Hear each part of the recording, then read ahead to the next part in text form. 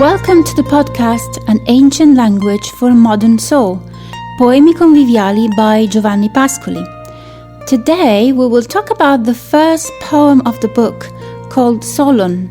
With this poem we will take part in a banquet in ancient Greece, where we will meet poetess Sappho.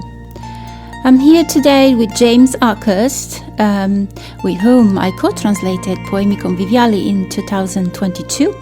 James is a poet and a writer based in New Zealand, and he has a background in classics and ancient history.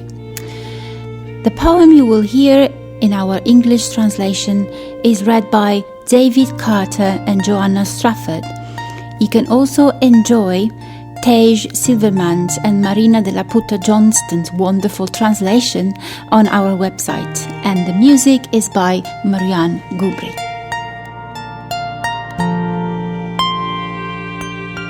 The very first poem is called Solon, and the story takes place during a banquet in ancient Athens. Well, the Latin word for banquet is convivium, and in Italian it is convito.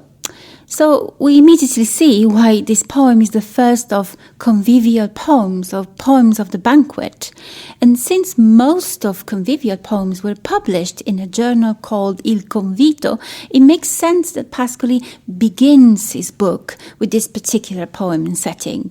It's also a way for Pascoli to pay homage to Adolfo de Bosis, the man who had financially sponsored Il Convito and actually invited Pascoli to be part of the group of artists and writers writing for this journal. A lively bunch of militant energies, as Pascoli himself describes them in a letter to the Bosis and then in the preface to Poemi Conviviali.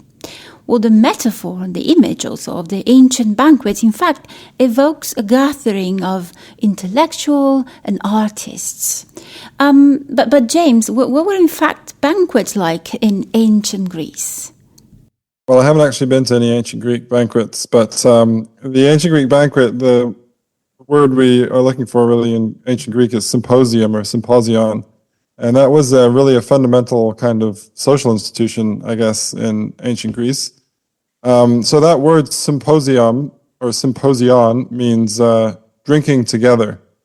So it really is just sort of drinking something jointly. And it's typically an all-male gathering. So this is predominantly aristocrats, and they would eat and drink together, laid out on couches in a room called the men's room, but not like a men's room, like a bathroom, like a room where men gather. So that was called the andron. And you can see these archaeologically because they have they're organized so that they have space for the couches, and the entrance, the doorway, actually has to be to one side of the front wall. So you see them all over Greek archaeological sites. And so there's men in there, men only really, except for really the sort of paid help. And these can take the form of flute girls or waitresses, or also hetairai. And these are really a kind of high-class prostitute, similar to maybe the geishas in Japan. So one example of this is Aspasia or Aspasia, to use the pronunciation of the modern Greek name. And Aspasia was Pericles' favorite concubine, and she was a former hetaira, and actually Pericles fathered a son with her, who he called, with great originality, Pericles Jr. So scholars disagree on the question about whether ordinary women who weren't prostitutes or flute girls or wine servants could actually go to these banquets. But there was definitely music, and there's definitely poetry accompanied by music, so lyric poetry. And we actually don't know that much about what ancient Greek music sounded like. There are some experiments out there where people try and reconstruct it, and we have little scraps of musical notation on an inscription in Delphi, for example. But we don't have that much music, so we don't know exactly what these lyric poems would have sounded like with musical accompaniment. Just like we don't know what the tragedies and comedies would have sounded like with their musical accompaniment. There are often players of this instrument called the aulos, and the aulos is often translated flute. I'm not sure if we translated aulos flute, if it came up in Pascally. But anyway, it's not really a flute, it's an oboe. It's got a reed in it, so it's double oboe with reeds, a reeded double oboe, I guess. So you see depictions of it in vases. There's actually a strap behind the player's head, and then there's these two kind of prongs of this instrument that go out, and you can kind of separate them. And there's even a special musical and poetic genre of songmaking called sympodic. And so both Sappho, that we're just about to talk about, and Alcaeus, who's kind of like the other poet of Lesbos, who doesn't really get that much attention nowadays, but he's also very important in terms of ancient Greek poetry. So they're famous representatives of this genre of sympodic song and sympodic poetry. And these songs often address specific historical events or biographical events, much like what singer-songwriters do these days. And they're often accompanied by stringed instruments as well. So the lyre, for example, which features a lot in Pascally, and it's the ancestor of the modern harp. So Solon really is a meta poem.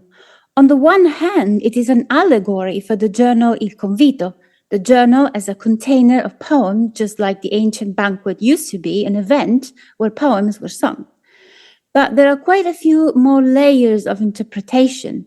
First, Pascoli did not invent the story behind the poem, but as he often does, he takes inspiration from a source. And in this case, the source is Claudius Aelianus, a Greek author who lived in the 2nd century after Christ in Rome. Aelianus is famous for reporting peculiar anecdotes about Greek authors and personalities from earlier centuries. It is he who reports the story that one day the Athenian statesman Solon heard during a banquet a song composed by the poetess Sappho. So Solon supposedly asked the singer to sing that song over and over again so that he could learn it by heart. But why, the singer must have asked, so I can learn it and die. So this is actually what happens in Pascoli's poem. But in this case, Solon invites Sappho herself to his banquet to sing 2 songs. So before we actually listen to the poem, James, who was Solon? Okay, well, that's a big question. So there's basically 2 Solons. So one Solon is the mythological Solon, the Solon who makes it into lists of the ancient Greek wise men. And we can see the mythological Solon in Herodotus's histories.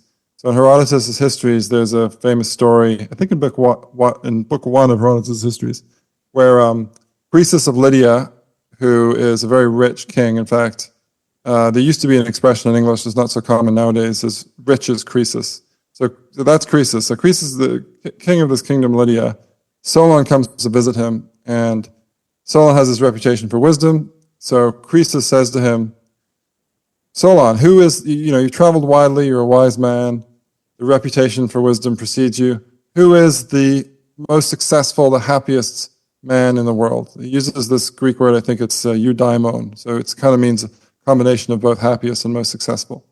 And this is after Croesus has shown him all his treasures and his Ferraris and things like that.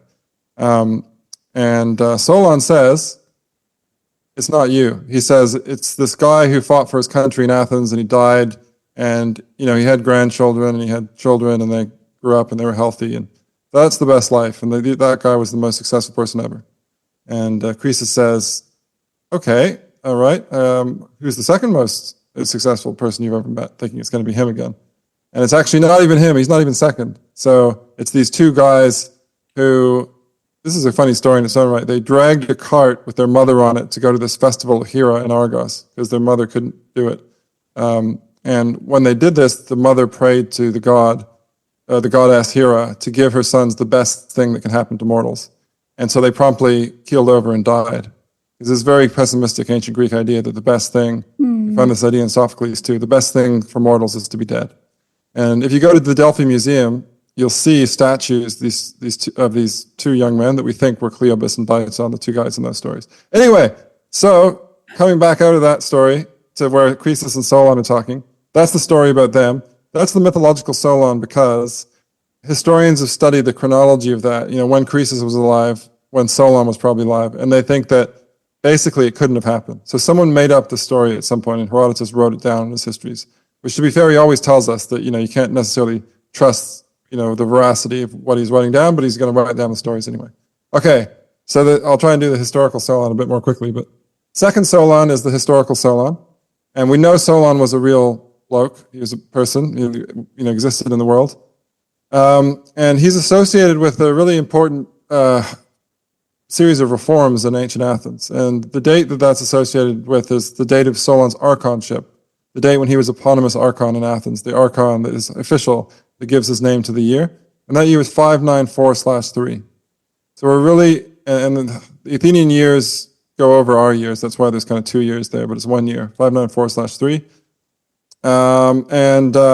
This is, in archaic Athens. It's not classical Athenian democracy yet. And it seems like the problem Solon had to deal with was massive economic inequality. The rich people had a lot of land and the poor didn't have much. And I'm not going to go into all the details of what happened and how Solon solved it. But to cut a long story short, it seems like what he did was not to kind of completely redistribute the land, but he did make it harder for really poor people to slip into slavery. So he made it illegal for Athenians to sell themselves into slavery.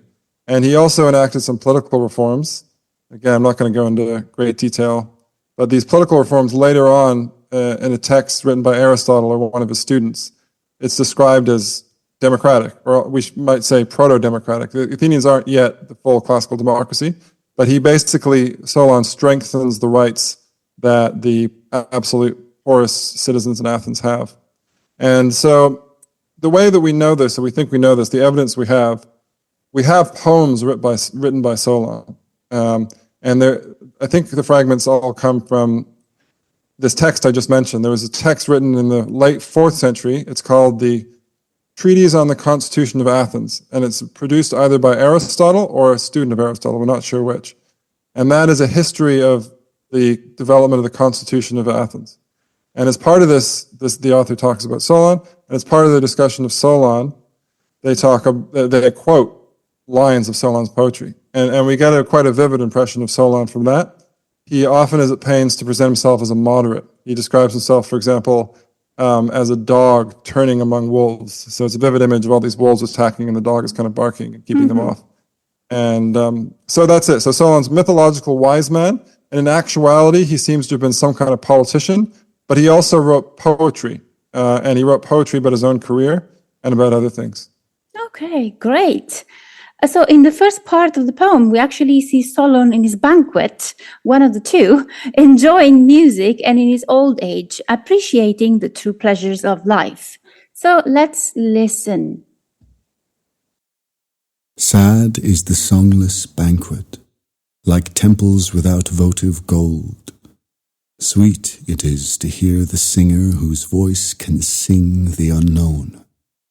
Nothing is better, I say, than hearing a singer peacefully sitting by a full table, golden bread and meat, while the boy holds the crater and fills the cups with good wine, stringing together fine verses, as the zither sings holy hymns, enjoying the plaintive song of the lute, as inside your heart sorrow turns into joy. Solon, you said that happy are those who love, have fine horses, hunting dogs, foreign guests. No faraway guests any more. Horses nor dogs, old man, no lover to please you, wise one. Now your joy is a wine that's aged and a song that's new. 2 new songs came to Athens, with the calm sea and the first birds, songs by a woman from Lesbos. Focus, open the door, let the swallow come in. It was the feast of flowers, time to taste the new wine. Well, what's extraordinary about these lines is that Pascoli has stitched together a variety of fragments of ancient Greek poetry using a technique called Tecnica centonaria, in Italian from the word centone, fragment. cento in English? Well, a cento is a sort of patchwork poem based on a particular challenge, which is to use lines or parts of lines from great poets of the past in order to create a new text. Well, in the lines you have just heard, Pascoli weaves in a line from the Odyssey, where Solon praises a table full of wine and bread and with musicians playing during dinner. Well, then a fragment from Solon himself, that's fragment 23 Burke, where Solon lists all the things he's happy to have, dogs, horses, and guests. Then a fragment from Theognis, that's fragment 1042, where he talks about music turning sorrow into joy. Well, this one fragment, I think, is interesting because the nexus, pain and joy, can be found in the very last line of the very last poem of Poemi Conviviali called The Good Tidings. And the line reads, taking comfort from our sorrows. So we're onto something here, a very important theme for Pascoli, which runs throughout the book, and it kind of creates a ring composition between the first and the last poem of the collection. Pain and joy are linked to one another in a variety of human experiences. And for Solon here, pain and joy are woven together in the pleasure and comfort that we sometimes get from listening to mournful music. In the next stanzas, we will hear actually Sappho's songs. There's yet another layer of interpretation here. Pascoli encapsulates a mini history of the evolution of Greek poetry and its genre. Apparently, 3 genres of poetry originated within the context of the banquet. The elegy originated from the plaintive songs sung at banquets following a funeral. Iambic poetry, on the other hand, sprung out of the bawdy songs at a stag do, so to speak, or the banquet for the bridegroom-to-be. Then iambic lines being employed in comedies in ancient Greece, so it makes sense. And melic poetry allegedly came from the hen party, again, so to speak, the banquet for the bride.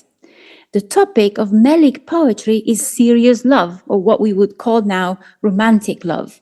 The 2 topics of the songs that Sappho sings in this poem by Pascoli are about love and death. So again, Pascoli did not invent these songs completely, but once again, he inserts 2 fragments from actual poems by Sappho, what we have, of what's left of them. In the first song, the fragment 153b by Voigt mentions the moonlight. So Sappho's song starts with, that's our translation, gardens shine in silvery moonlight. And not only, but Pascoli also makes a metric change here and uses a suffix stanza, which we actually kept in the English translation. So you talked about genre in general, but can you tell us a bit about who Sappho was and what actually a suffix stanza is? Okay, well, I feel like these are all big questions because Sappho is such a humongous figure in ancient Greek culture and poetry and the way we think about the ancient Greeks. So she was seen as one of the kind of supreme poets, kind of maybe up there with Pindar. We know that in the Hellenistic times, after the death of Alexander the Great, there were 9 volumes of Sappho's verse in the library, the Great Library in Alexandria. And of those, we have basically zilch. We have fragments, and I think we have 1 complete poem. I think we have 1 complete poem, like 1 almost complete poem, something like that. So we have very little. It's very sad, and we've lost all the music. So Sappho lived probably between about 630 and 570 BC, so she's squarely in this archaic period. She's from one of the city-states on Lesbos, which is quite a big island, so it has several city-states called Mytilene. And so she's a lesbian. And so she comes from Lesbos and she's a lesbian. And this is where we get the word in modern languages like English for, a woman who is interested sexually in other women, because some of Sappho's poems seem to have, or definitely have,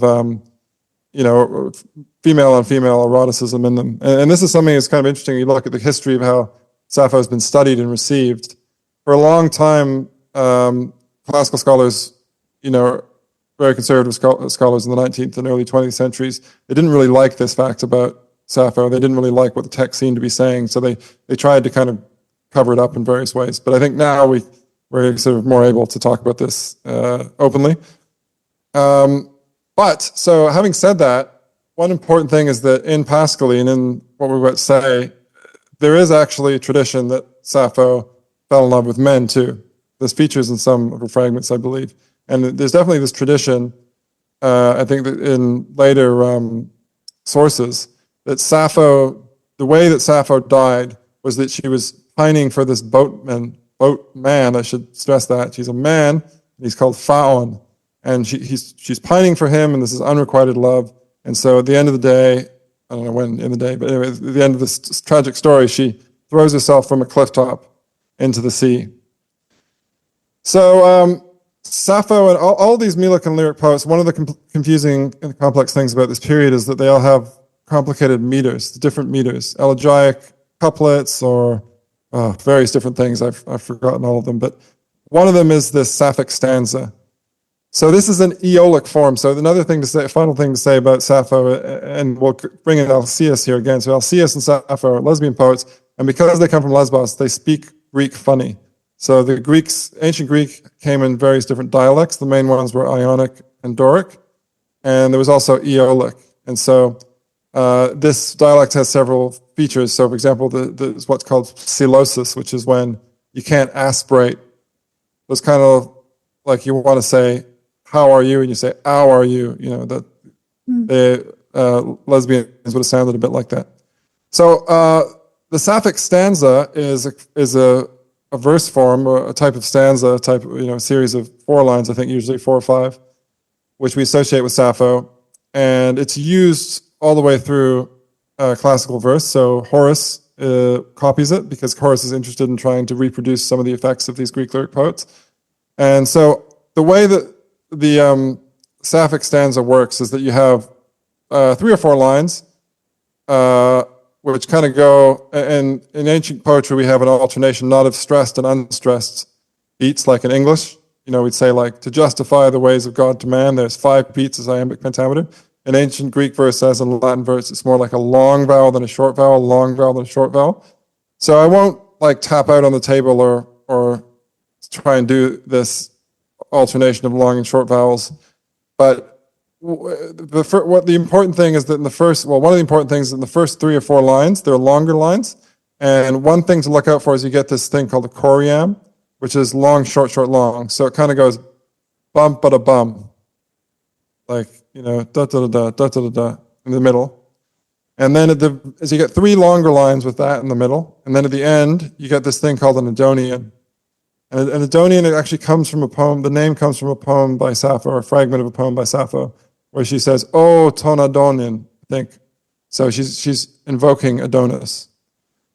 And that metrical structure, bump, bada, bump, bump, shave and a haircut, that's always what you find at the end. So you get these 3 longish lines, 4 longish lines, and then you get bump, bada, bump, bump. It comes back to that every time.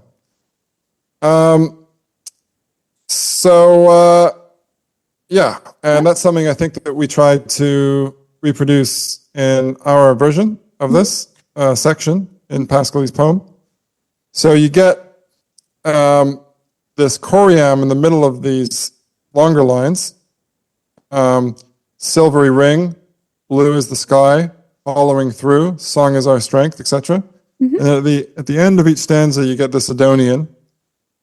In our translation, it's bringing my strength out, beautiful sunset, whispering wind blows, bumpa bumpa. So yeah, we did quite well, I think, with that. So without further ado, let's listen to Sappho's first song, and hopefully our listeners will be able to notice these shorter verses that we created. Gardens shine in silvery moonlight. Apple trees resound a silvery ring the whole night.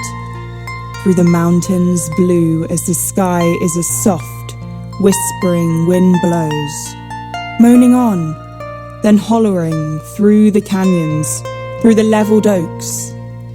But the wind is softer, running through me. Nevertheless, it's love, strong, wringing my strength out. He's as far from me, from my glistening hair as the sun. That's true. But he gets to my heart like the sun. A beautiful man, yes, like a beautiful sunset. Fade away. That's all that I want at this point, turning into light that flows out from his sun. Farthest rock in dazzling splendour, out there proud in the sea wave. Sweet to climb right down where the calm is. As the sun goes down in infinite ocean, a peace follows on. That peace after sunset, that peace trailing the day's end.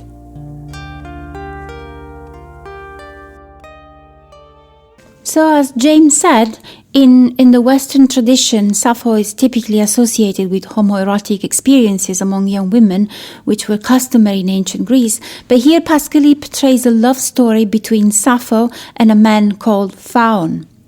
There's a famous painting by Jacques-Louis David representing Sappho and Phaon. And also the unrequited love that Sappho felt for this man inspired the 44th sonnet sequence Sappho and Phaon by 19th century British poet Mary Robinson, in case you want to keep reading about Sappho. Anyway, here with Pascaline, there's also an interesting wordplay. Pascaline takes Sappho to mean light, whereas Phaon means the light of the setting sun. There is always a remaining light following the sun setting into the sea, and that image signifies Sappho's suicide for love. She turns into the light, trailing the day's end. And then it is no wonder then that upon hearing the first song, Solon understands this to be the song of death. But it's not, says Sappho. This is the song of love, a type of consuming love, romantic love, we may say, where pain and pleasure are mixed. And the song also hints at the loss of oneself, but it is unclear whether it is through death or through erotic love. Let's now listen to the second song, which is the actual song of death.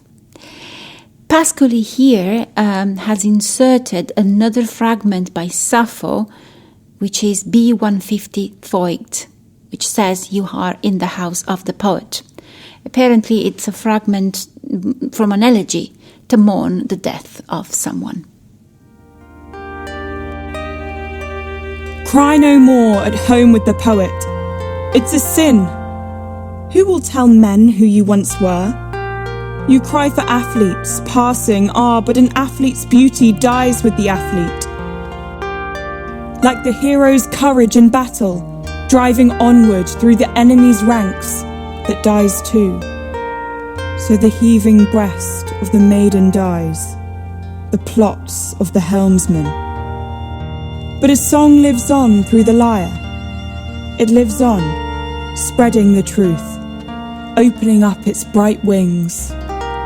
As the song lasts, so does the poet also live on, immortal. Don't then tear your clothes in a useless mourning. That's not our style. Song is our strength, our beauty. Song is all life. Song is our soul. A song is all that there is. If you want to see me again, just touch these strings and sing my songs, and at once I'll be there. Eyes upon me as when I flowered on Lesbos, beautiful Sappho. And the poem ends with Solon saying, "May I learn it and die." The song he wants to learn is, in Pascaline's interpretation, the song of death. Is it the song of death, or is it the song of immortality, the kind of immortality one gains by being remembered? Poetry immortalizes glory and good deeds, and poetry lives forever, or so we hope. But it's definitely a good theme to put at the beginning of a book of poetry. It speaks highly of the function of poetry to prolong human life. But also, in my opinion, it also reminds us of the fragment by Theognis about sorrow and joy and taking comfort from one's pain, if possible. We can accept death, I think, if we lived a life well spent, which reminds me of one of my favorite mottos by Leonardo da Vinci, with which I want to finish this episode. And the motto says, as a well-spent day brings happy sleep, so a life well spent brings happy death. Well, thank you for listening, and now you can enjoy the full track, read by David Carter and Joanna Strafford, and music by Marianne Gubri, or you can read Tej Silverman and Marina de la Puta Johnston's alternative translation on the website. Sad is the songless banquet, like temples without votive gold. Sweet it is to hear the singer whose voice can sing the unknown. Nothing is better, I say, than hearing a singer peacefully sitting by a full table, golden bread and meat, while the boy holds the crater and fills the cups with good wine, stringing together fine verses, as the zither sings holy hymns, enjoying the plaintive song of the lute, as inside your heart sorrow turns into joy. Solon, you said that happy are those who love, have fine horses, hunting dogs, foreign guests. No faraway guests any more. Horses nor dogs, old man, no lover to please you, wise one. Now your joy is a wine that's aged and a song that's new. 2 new songs came to Athens, with the calm sea and the first birds, songs by a woman from Lesbos. Focus, open the door, let the swallow come in. It was the feast of flowers, time to taste the new wine. She came with the light of springtime, with the salty breath of the sea, the singer who knew the 2 songs, one love song and one about death. Solemnly, she came and took a golden stool carved all around, settled on it with a cup of wine, took up the harp and tightened the strings on the levers. Then she plucked the trembling strings and sang. Gardens shine in silvery moonlight. Apple trees resound a silvery ring the whole night. Through the mountains blue as the sky is a soft, whispering wind blows, moaning on, then hollering through the canyons, through the levelled oaks. But the wind is softer, running through me. Nevertheless, it's love, strong, wringing my strength out. He's as far from me, from my glistening hair as the sun. That's true. But he gets to my heart like the sun. A beautiful man, yes, like a beautiful sunset. Fade away. That's all that I want at this point. Turning into light that flows out from his sun. Farthest rock in dazzling splendour, out there proud in the sea wave. Sweet to climb right down where the calm is. As the sun goes down in infinite ocean, a peace follows on. That peace after sunset, that peace trailing the day's end.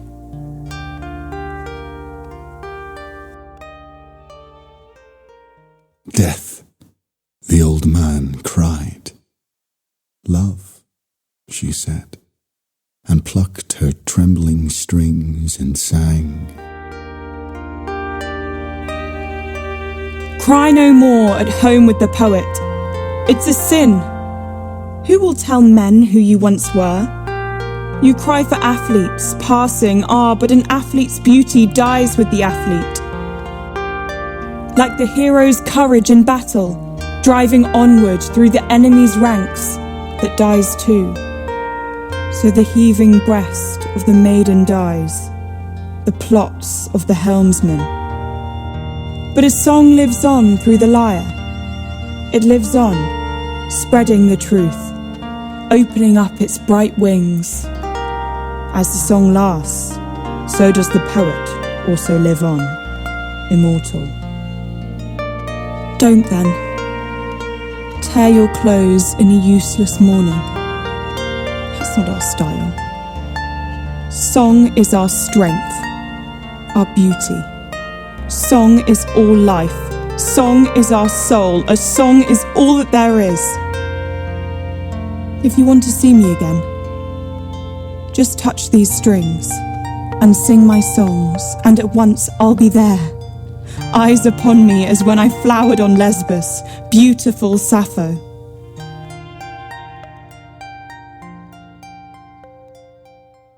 This was the song of death. He said, I will learn it and die.